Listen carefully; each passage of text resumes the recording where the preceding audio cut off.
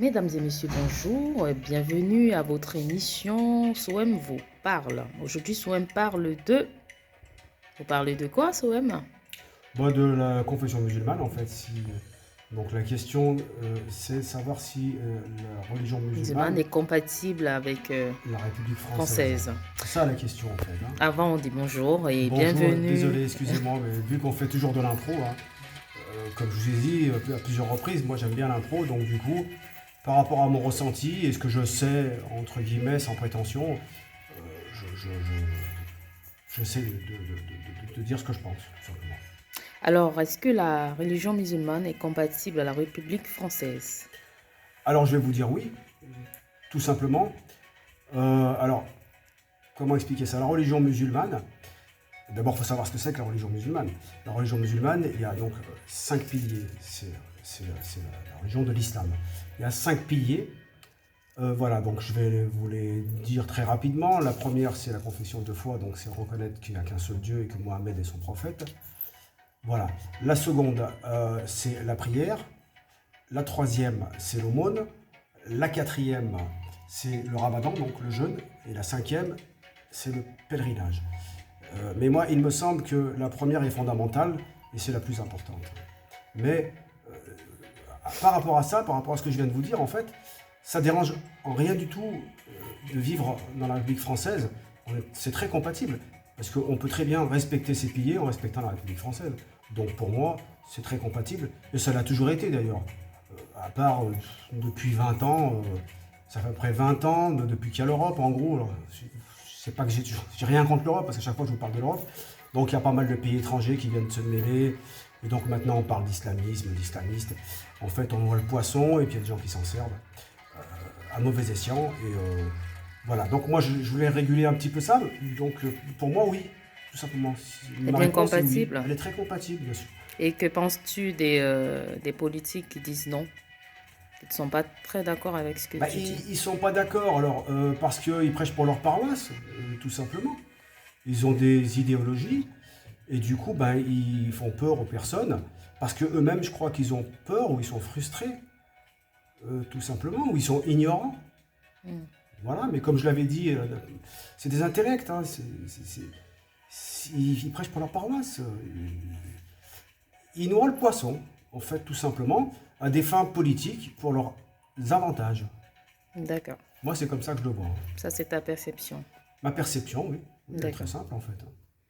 Alors, est-ce que ça veut dire qu'on ne devrait pas imposer sa religion dans les écoles, quoi? C'est-à-dire que, par exemple, le port du voile devrait être obligatoire ou pas, ou Non, dans l'espace, espace public? tout ce qui est espace qui prône la laïcité, on ne doit pas, déjà, on ne peut pas se couvrir avec un chapeau, tout simplement. Donc, je ne vois pas pourquoi on mettrait un voile. Voilà, moi, c'est ma façon de voir les choses, puisque moi, je suis né en France et j'ai toujours vu ça depuis tout petit. Donc voilà, donc le voile, moi j'ai pas d'idée particulière là-dessus. J'ai pas à me prononcer parce que je me répète, je fais pas de la politique. Et Mhm. en tant que de confession musulmane, je ne suis pas un fervent religieux, hein, bien sûr, c'est plutôt vraiment la philosophie, le côté mystique. Mhm. Mais moi, pour moi, j'ai rien à dire là-dessus.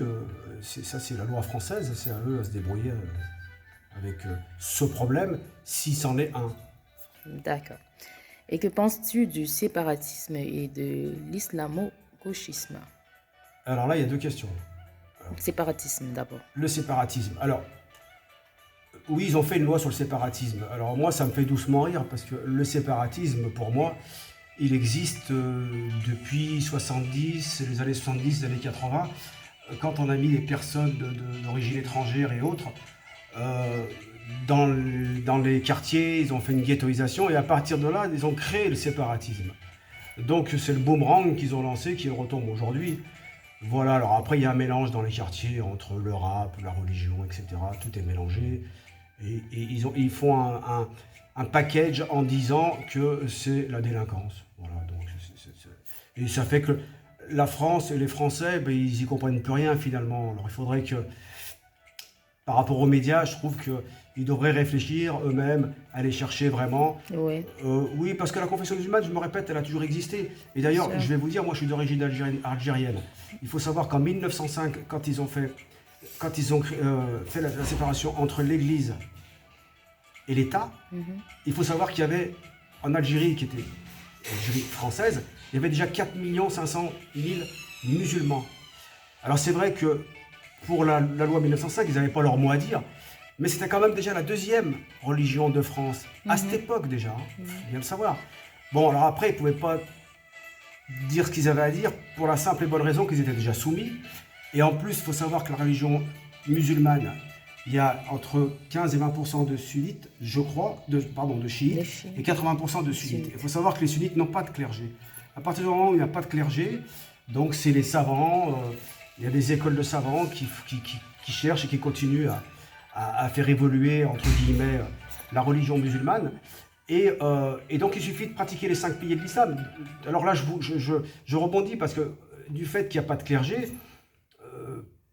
tout le monde, entre guillemets, peuvent se convertir à la religion de l'islam et peuvent aussi perturber l'islam pour des raisons idéologiques, politiques, etc. Alors je ne fais pas la théorie du complot, mais c'est possible. Tout est possible. Voilà. Et donc, pour toi, le séparatisme est... Le séparatisme, pour moi, il a toujours existé. Il se voit plus aujourd'hui. Voilà. Et bien, ce qu'il faut, c'est renouer un lien social et arrêter de faire croire que les musulmans sont des islamistes ou des islamiques ou je ne sais quoi encore. Parce que c'est tout simple. La religion musulmane pratique l'islam. Alors, entre la religion et l'islam, la religion musulmane et l'islam, il n'y a qu'un pas. Et c'est ce que fait M. Zemmour en expliquant que, alors en fait, un musulman peut devenir islamiste très rapidement, parce qu'il est déjà musulman. Vous voyez, un petit peu la pirouette qui fait, j'allais dire, intellectuellement parlant. Mais bon, pour moi, c'est n'importe quoi. Tort. Oui, c'est n'importe quoi. Parce qu'en fait, ce personnage, en fait, il faut savoir que, et après on va revenir à l'islamo-gauchiste, il faut savoir que il y a des personnes, notamment la gauche, qui prônent le vivre ensemble et qui veulent le bien-être de la France. Il y a des personnes comme M. Zemmour, par exemple, qui, lui, profitent de la France, en fait, pour faire passer ses idéologies personnelles. Mais il n'est pas pour l'avantage de la France et le bien-être de la France, mais pas du tout. Il est pour son bien-être à lui. Et c'est comme ça que je le ressens. C'est vraiment quelqu'un de très frustré, à mon avis. Quelqu'un de très frustré, selon Sohem. Et que penses-tu de l'islamo-gauchisme? Alors l'islamo-gauchiste, c'est un concept pour moi. Je ne dis pas qu'il a été créé en 2002 parce qu'il existait déjà avant. C'est M. Taguieff, je crois, qui en a fait un concept. Alors il s'agit de décrédibiliser l'islam et la gauche, voilà, en tant qu'entité. Voilà. Mais moi je pourrais monter aussi un concept, mais avec des individus. Par exemple, Golnadel ou M. Zemmour, qui est le chef de liste. Il est judéo extrême droitiste, même judéo-fasciste. Voilà. Mais par contre, c'est des individus. Voilà. Je peux faire pareil. Je pourrais dire le cristiano extrême droitiste. Ou le catalo, excusez-moi, extrême droitiste aussi. Bon. On dit bien catalo. Bon. Le catholicisme, bon. Mais bon, c'est pas un problème. Là, je bafouille un petit peu. C'est le néologisme de Sohem. Oui, c'est des concepts pour mais pour moi, à mon avis, le judéo extrême droitiste existe plus. C'est pas un concept, c'est une réalité, quoi. C'est une vérité. L'islamo-gauchiste, pour moi, c'est un concept pour pouvoir justement perturber. C'est personnel pour toi. Oui. C'est plus subjectif, quoi. Ah oui. D'accord. Ça n'a pas de sens. C'est pour décrédibiliser la gauche et l'islam. Alors, en gros, pourquoi est-ce que tu as choisi de t'étaler sur ce sujet, en fait? Pourquoi tu as choisi d'en parler? Moi, parce que, alors, à un moment donné, j'en ai eu un petit peu marre de voir notamment CNews avec M. Bolloré qui, lui, justement, est cristiano extrême droitiste. Donc, M. Bolloré, c'est lui qui tient avec Canal+, c'est un milliardaire, qui tient aussi CNews. CNews, alors on est en France, mais c'est une chaîne américaine, parce que ça s'appelle CNews. Voilà, allez trouver pourquoi. Ceci dit, comment dirais-je, pour moi, c'est une chaîne de fascistes et de racistes. Voilà, et il crée la zizanie en France. Et donc, pourquoi tu as choisi de parler de ce sujet? Alors, j'ai parlé de ce sujet parce que ça commençait en tant que personne de confession musulmane et que je rencontre beaucoup de personnes dans ce que je fais, notamment dans le bénévolat, par rapport aux personnes en situation de handicap, par rapport à l'artistique, etc. Et il y a beaucoup de personnes qui sont de souche française et qui me posent des questions. Et voilà, moi par exemple, je suis confession musulmane, j'étais dans une église, et quand je disais que l'amour est universel, ben, ils m'applaudissaient. Bien sûr. Donc voilà, moi je prône plutôt le vivre ensemble et arrêter de profiter des difficultés ou des faiblesses de personnes de quartier, entre guillemets, pour des raisons qui nous échappent un peu, pour tout de suite les montrer du doigt et partager la France. Et moi, ces personnes-là, pour moi, c'est eux qui font du séparatisme, en Bien fait. sûr. Et ils sont dangereux. Ils sont très dangereux. Voilà, alors pour ceux qui m'entendent ou qui m'écoutent, Tu as un message à passer là? oui, faites attention à ce genre de médias. Ne vous faites pas avoir. Ne vous faites pas avoir. Faites des recherches vous-même. Tout le monde en France a des amis musulmans. Et ça, j'en suis convaincu. Et il y a au moins entre 6 et 7 millions de musulmans en France, ce qui fait presque 10%. Si tous ces musulmans sont des islamistes, je ne comprends pas trop. Et voilà. Mais bon, il faut bien comprendre qu'entre musulmans qui pratiquent l'islam, ils peuvent devenir islamistes. C'est là où le bas blesse, où on essaye de noyer le poisson. Et ça me dérange. Donc je voulais remettre un petit peu les choses telles que moi je les vois. Alors Bien je sûr. dis toujours pareil, hein, ça engage que moi, ça n'engage que moi, pardon. C'est pas de la politique, c'est simplement des constats. Voilà. Alors tout le monde vous dira, si vous parlez de ça, c'est de la politique. Pour moi, ça n'en est pas du tout. J'ai C'est pas ça. de parti pris. Bon, je sais pour qui je vote, bien sûr. Mais ceci dit, je commence à en avoir marre, moi, de voir ces personnes qui essayent de monter la tête à des gens faibles, entre guillemets, qui ont des problèmes et des difficultés financières, qui sont de souche chrétienne ou autre, et leur faire croire que l'islam, c'est le mauvais bougre ou c'est le diable. Faut arrêter avec tout ça. Pour en revenir au sujet débutaire, la religion musulmane est compatible avec la République française. C'est simple.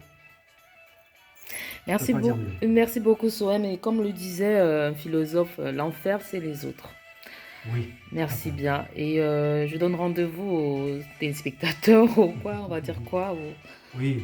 aux followers, voilà. Oui, bah, alors, je vous dis, moi, dès que je peux faire une pastille comme ça, je le ferai. Toujours pareil, sur des faits de société. Bien sûr. Bien Je me sûr. répète, moi j'ai mes idées personnelles, j'ai rien contre qui que ce soit, mais quand j'entends ça constamment, je trouve que nos intellects, je dis souvent, ils pourraient même pas attraper de méningite parce qu'ils n'ont même pas de méninge. Merci beaucoup, Sohem. Merci beaucoup. Là, on est à 13 minutes, pratiquement. Oui. Le temps, il passe très vite. On va se donner rendez-vous la semaine prochaine pour la partie 2 D'accord, ok. de ce sujet. Voilà, merci Bien, beaucoup. merci à tous. Au revoir. Au revoir.